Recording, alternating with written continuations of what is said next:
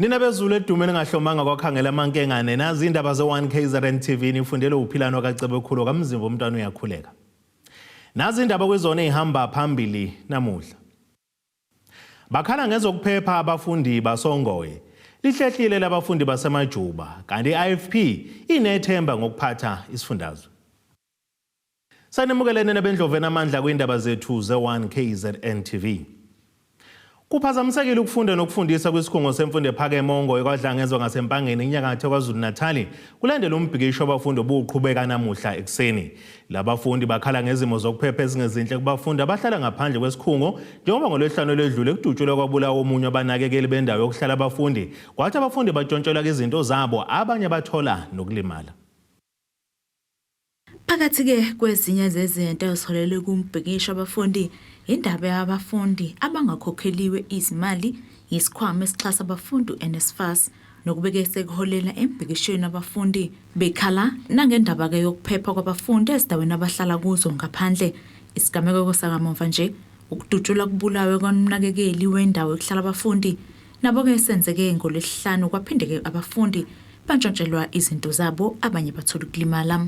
Ezinye izinto ezilidele ekuthenini kuzobe khona protest ile ekhona nje namhlanje ukuthi uzokhumbula mhlawumbe nawe usuzwile ukuthi ngale kunemqashe ngale there was umuntu was gunned down ukhetheka omqasho by the very same amadabuka lawo esusana nawo the very same amadabuka lawo ahlukubeza athatha izinto zani zabafundi. It is for the reason isibize no Minister of Police ubhekicele because he once promised us it's 2019 ekuthenini uzoyilo le issue ekuthenini at least sibe nama police station ngapha because you can't expect ukuthi umphakathi of 50,000 plus people awunawo nje police station yodwa. Ezinye izinto ekhala ngazo esiyiproposele even futhi nakwisikole ukuthi no they should write to inakhuzana uMinister of amaphoyisa ubhekicele ekuthenini we need amaphoyisa azobhatala la we need mobile police stations at least out 3 because baningi abantu abahlala la and you can't expect them ukuthi bathiwa ba reporter le esikhaweni ba reporter le emthunzini. Ngesikhathi bebhikisha babese bevumelana nesikhungo ukuthi-ke bexoxisana ukuthi-ke bazosixazulula kanjani lezi inkinga zabafundi.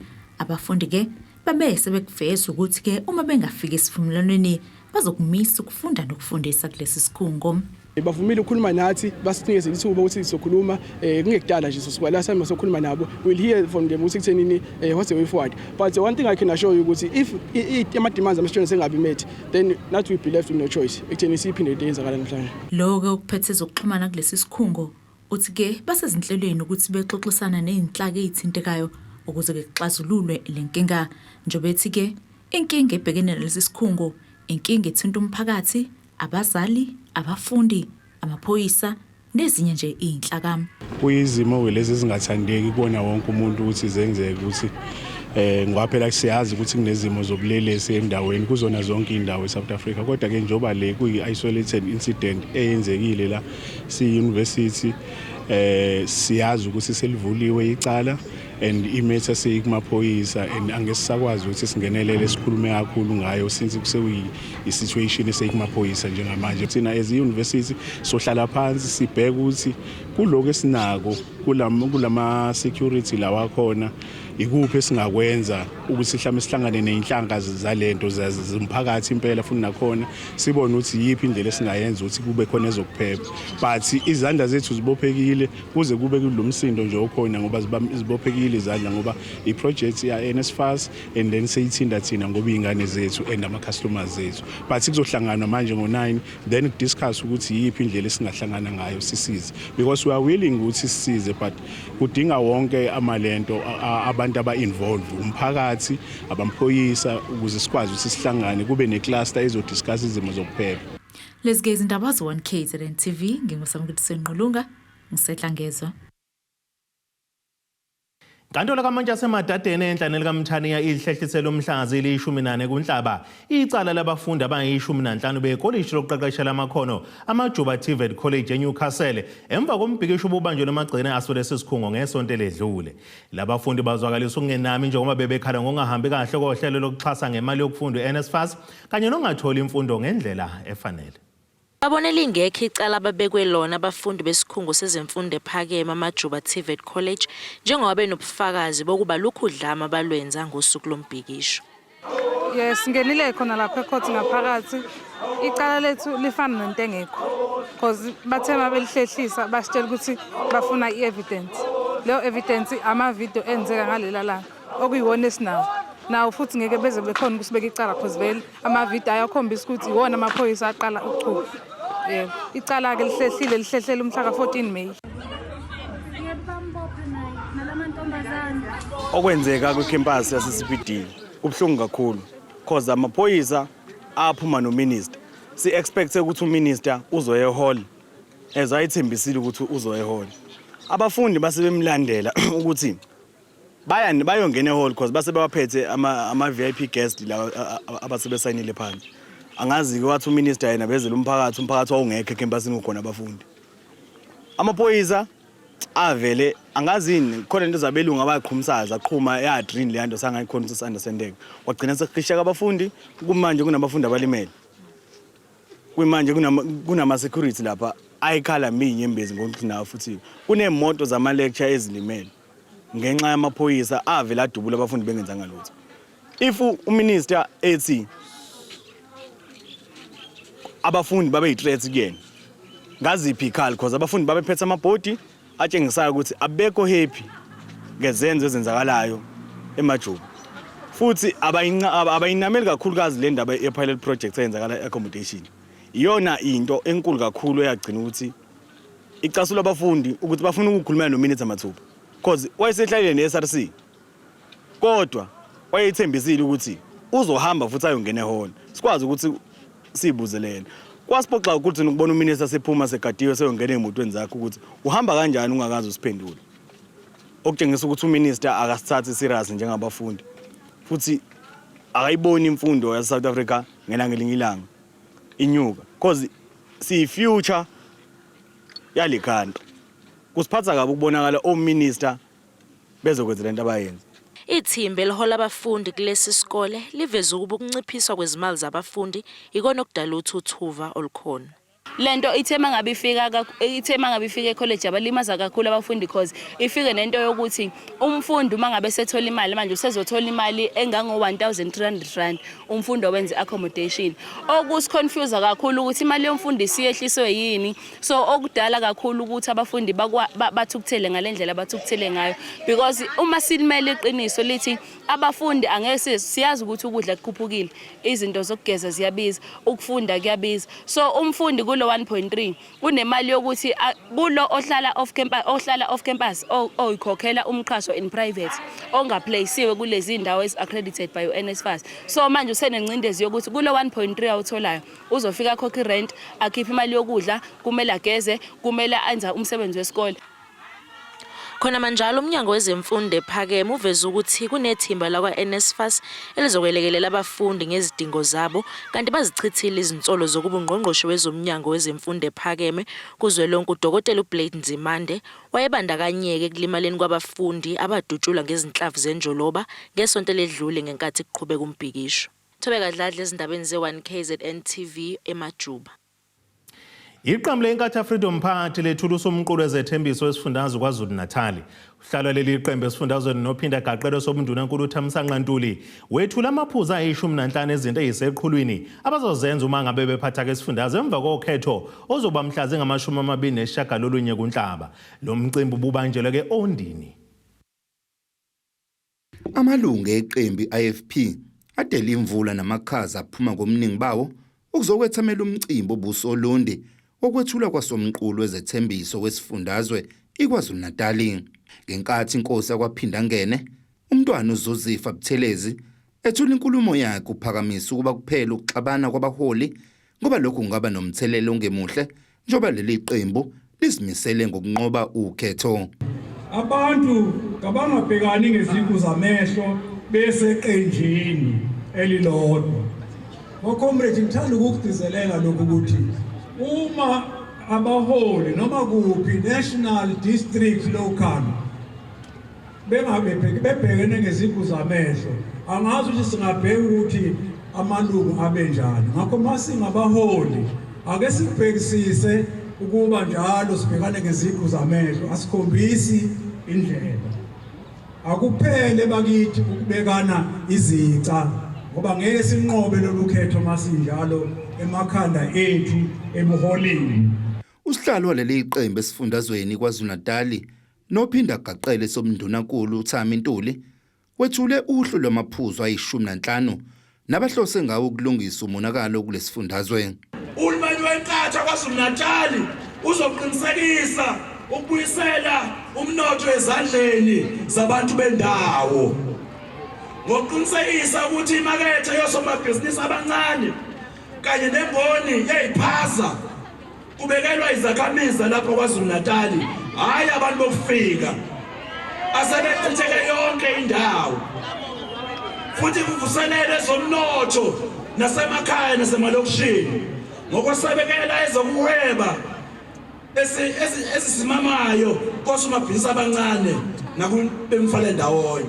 Umengameli waleli qembu VF Hlabisa uthi lamaphuzu athulwe uNtuli azokwazi ukwakha kabusha lesifundazwe siphinde sithuthuke nakwezomnotho.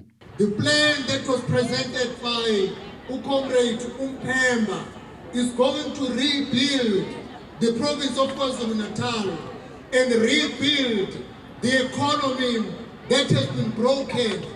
You all know during the time when Umntwana Wapindangene was the Prime Minister of the erstwhile KwaZulu government, there was stability in terms of police. People of KwaZulu were living in a crime-free society. Leli qembu liphinde lamemezela izinhlelo zalo zokuhambela kwezinye izifundazwe ezifana neGauteng eMpumalanga kanjalo neNorthwest uqinisa umkhankaso walo wokhetho ozoba mhla zingama-29 kuNhlaba. Ezindabeni ze-1 KZN TV ubikuThabani Maphumulo Olundi. Umphakathi wasemhlala eduze naseStenga KwaZulu-Natal uthi uzokwenza ngakho konke ukuthi kuzulwele uma ngabe amaphoyisa enze ongalungile ke kuwona. Lokhu kulandela umbhikisho obungaphandle kwesiteshi samaphoyisa sendawo. Umphakathi usola amaphoyisa ngokwebaka imali yelungu lomphakathi belithengisa utshwala ngendlela engekho emthethweni. Lo mphakathi uthi into edala ukuthi uyogasela estation samaphoyisa emhlali ukuthi amaphoyisa angene emzini nomuntu okudayisa utshwala kanjalo ne-tuck shop afika athatha imali kukhona izingane zodwa. Angenile endlini akavulelwanga ingane azikhahlelele ezibona isicapha abese fika endlini efuna ama-ID wethu abese thatha nemali yethu endlini achitha impahla aphenye imbhede ingane ayisabise ngesibhamu kuze zikhuphe iqiniso ukuthi sibekaphi thina imali. Athi ukugasela kwawo abefuna ukuthi iqalise uphenyo kuphinde kutholakala nemali elahlekile.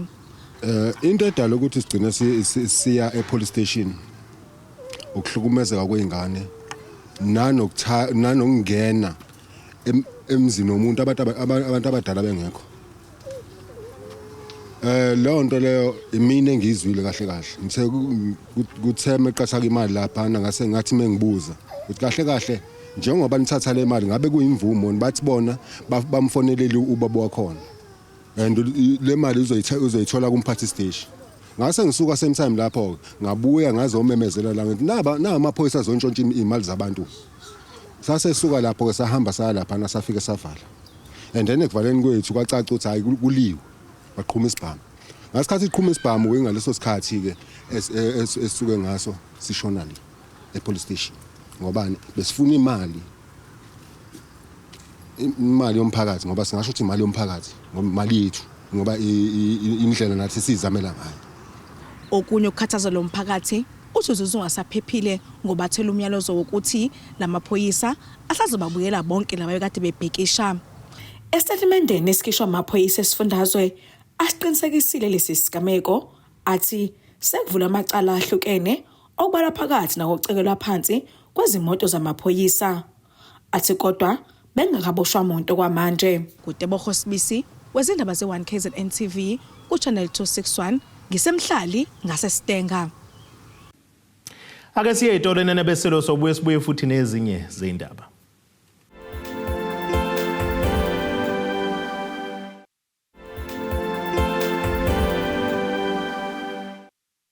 Asibongene nebendloveni amandla siphinde sinamukele futhi kwindaba zethu ze-1 KZN TV nazo kuzona ezihamba phambili namuhla. Bakhala ngezokuphepha abafundi basongoye. Lihlehlile labafundi basemajuba kanti iIFP inethemba ngokuphatha isifundazwe. Ubonakala kushisa umbango ozonqoba kuwukhetho lokuchibiyela kuWard 11 uMasipala waseMzumbe ogwino seningizimu nelikaMthaniya njengokubheka kuwukhetho lokuchibiyela. Lokhu kuqame ngesikhathi uMasipala wendawo ulethe kuhlelo lokufundisa umphakathi ngendlela zokuzivikela uma bebhekene nezinhlekelele zezulu kwindawo ke yakuWard 11. Yize ke bekumcimbi kahulumeni lona kodwa kufika kwagqama kakhulu ukuthi abalandeli bamaqembu ahlukene ezombusazwe bebedlubhe kumfaniswana amaqembu abezepolitiki. Imiyalo uMasipala uBongani News uthi yize kube khona ukukholodelana kodwa lukhona uzinzo nokuthula kubahlali bakule wadi. Ubonakala ushisa phansi umbango ngaloyo zonqobo Ward 11 kuMasipala waseMzumbe njengoba kulindeleke ukuthi kube khona ukhetho lokuchibiyela. Lokhu kufike kwagqama ngesikhathi amalungu eqembu leANC kanye neIFP bekolodelana kumcimbi kahulumeni obuhlelo uMasipala waseMzumbe ukuzofundisa umphakathi ukuthi ungabhekana kanjani nezimo zezinhlekelele. Lamalungu abefaka izikipa zenhlangano iANC kanye neIFP abecula iziqubulo bekolodelana. Imeya kalomasipala ithi lukhona uzinzo kule ward. Yes, umcimbi kahulumeni lo. Ngesikhathi simemezela besibatshelile abantu ukuthi akekho umuntu ovumelekile ukuthi afike emcimbini kahulumeni egqoke impahla yeqembu. Kodwa ke sinothisile ukuthi bafike kahle bangena ngaphakathi abaningi. Kuthi amase liqalile uhlelo seliqhubeka kwakhona abaphumayo baye emotweni zabo wabona amase bebuya sebegqoke izikipa zamaqembu ezepolitiki ngokuhlukahlukana kwawo. So ke siyaqonda ukuthi akukuhle lokho ngoba kwenza ukuthi omunye mhlamba achukuluzeke aza react ngendlela engafanele. Kodwa okwamanje yebo kubekezelelana kukhona ngoba makabe campaignwa baya campaigna nje abantu ngokuhlukahlukana kwabo amaqembu ezepolitiki kodwa asingakubeka eceleni ukuthi kuba khona kwezinye izikhathi ukuthi uthole bekolodelana ngoba phela abantu abancane nalabo abangakabi nabo sezingeni lokuhola ukulida kuyenzeka ulwazi lube lincane. Eqhuba uthi inhloso yalomcimbi ukuzoqwashisa abantu ngokubhekana nezimo zezinhlekelele ekuhlaleni. Lo hlelo esize ngalo uhlelo lokuqwashisa abantu ngeinhlekelele. Kuya understandeka ukuthi ngezikhathi kushintsha ama seasons kakhulukazi kujwayelekile ukuthi abantu kube khona imililo equbula end up ayishisa abantu kube khona kwesikhathi around ngoAugust kube khona imvula ezinkulu la abantu bakithi be-end up kube welwa izindlu kube belimala. So besoqwashisa abantu bakithi ukuthi izimbi izinto efanele bazenze uma nje ikakhulukazi iqala lesimo sokuthi kuba khona i-lightning kuba khona ukuduma kwezulu konke lokho sibaqwashisile abantu bakithi bajabulile. Esephetha uthi baphinde banikelela osomabhizinisi ngezinsiza zokufukula amabhizinisi abo. Sase sixoxisana ke nosomabhizinisi ngoba uhulumeni unomgomo ukuthi ukwazi ukubalekelela osomabhizinisi abancane. Nathi njengomasipala waseMzumbe nosomabhizinisi ababili esibazamela amanga abaningi abakhona esizama ukubafukula ngokwezicela ababeyicelile besobanika ke impahla yabo enhle kakhulu ezokwazi amabhizinisi abo asimame ukusimama kwebhizinisi kulekeleleka abantu bakithi. Lo mbiko benothulelo zamando sicele wezindaba ze1KZN TV ngisemthwalume Mahwaqo. Olilungu lesigungu esiphezulu kweANC uSihle Zikalala uqhuquzela amalungu eANC ekutheni ke bangalandeli isiqu somuntu kule nhlangano kodwa kumele bathande ke ANC uqobo. Usho lokhu ke kwisifundo sesishoshovu sezomzabalazo lenhlangano uPeter Mkabe besibanjele lokushini la kwaMashu eThekwini. uZikalala uthi amalunga lombutho awayeke ukuthanda abaholi kodwa kumele athande le nhlangano. The last message I want to say, comrade, ayefundisa ipolitiki exile enkambi athi sinifundisa ipolitiki ukuze nazi ANC ningazi thina nazi ANC. Herigwala would say, I'm very happy ukuthi you are debating against me kube kuyime ngakufundisa ipolitiki. Then today's experiences teaches us, comrade Faso. They teach us ukuthi asazi ANC hayi abaholi. Ze umholi umeyiphumele bheke eceleni aphunga bheke eceleni. Kulesi sifundo uZikalala uphinde wakhuluma kabanzi ngezinto ezinhle esezenziwe iANC ukushintsha impilo zabantu. Now why today we must still vote for the ANC? We must vote for the ANC because in the past 8 years, those of us who were in school, sasikhoka. Iy'kole zakhiwa imali yabazali. Namuhla akhokhwa iy'kole zakhiwa uhulumeni, abafundi bafunda mahala, bathola iy'ncwadi mahala, and abafundi bayadla. And therefore it tells you in 23,000 schools, people are studying for free and they are eating. Before 1994, there were less than 200,000 students in tertiary institutions. Today, there are more than 2 million funded by NSFAS. Udaba lwabaholi abaqavile sebephumile ku-ANC basungula amaqembu abo nalo alisalanga ngaphandle. When Lekota took his own way, kwaba sengathi into enkulu. Waqalwa nehlalwana. Namuhla babili. When Malema went out, was expelled. We are born ukuthi wavulekwa kwaba into serious. Kodwa manje wabona ukuthi ayi-influence yaphela. Naye lo uZuma kuseyigugu ngoba abantu babona into entsha la eKZN, but nayo yini umlilo wamaphepha. Umlilo wamaphepha uwodwa umbutho wabantu mandla. Lo mcimbi ubuhanjelwa abaholi abahlukene be-ANC Youth League, ubuholi besifunda iTheku kanye nobesifundazwe. Kutebogo Sibisi wezindaba ze-1 KZN TV kuChannel 261 ngekwamashu. Ake siphinde sithi shelele etorweni nebeselo sobuye sibuye futhi nezinye zindaba.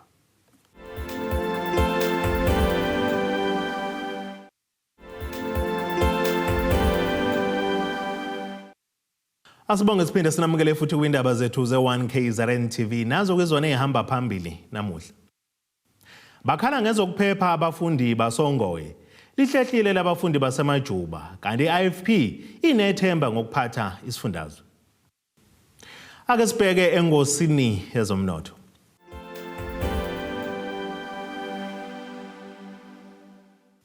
Iranda kuleli ngu-18.71 uma liqhathaniswa nedola laseMelika libe ngu-20.27 ku-euro yase-Europe, libe ngu-23.63 uma liqhathaniswa nopondo waseBrithani. Intengo yegolide yona ingu-$2,333.08 i-ounce, kuthi intengo yolongahluziwe yona ibe ngu-$91.17 umphongolo.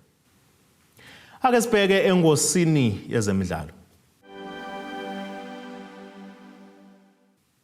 Umkhandlu wabanyana uThembi Kgatlana uthi yize bekhale ngaphansi ekuhambeni lakuleli linqotshwa ke-Nigeria ngegoli elilodwa keqandeni emlenzweni wokuqala, kepha kapheli ngabe embangweni ukuzibekisela indawo kuma-Olympics neNigeria.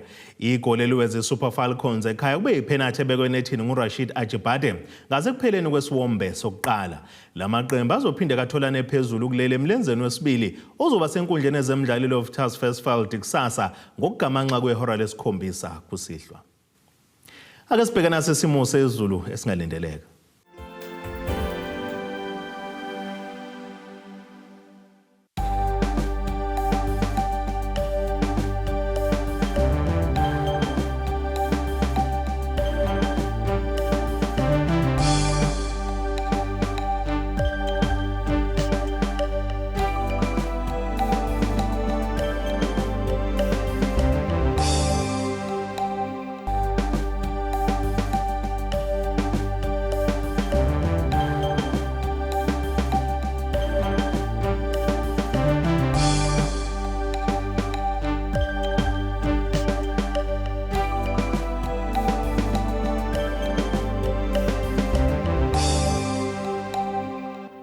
Nina bomlilo othatha ushisa ikhota zasezebe kwakoshane isemabedlana kwamzimba umntwana nethimba lonke le indaba sithe ixabene. Abethuli bethu bezindaba baxhaswe iThulis Bayview Bridal. Ungabashayela kulezi zinombolo ezivelile.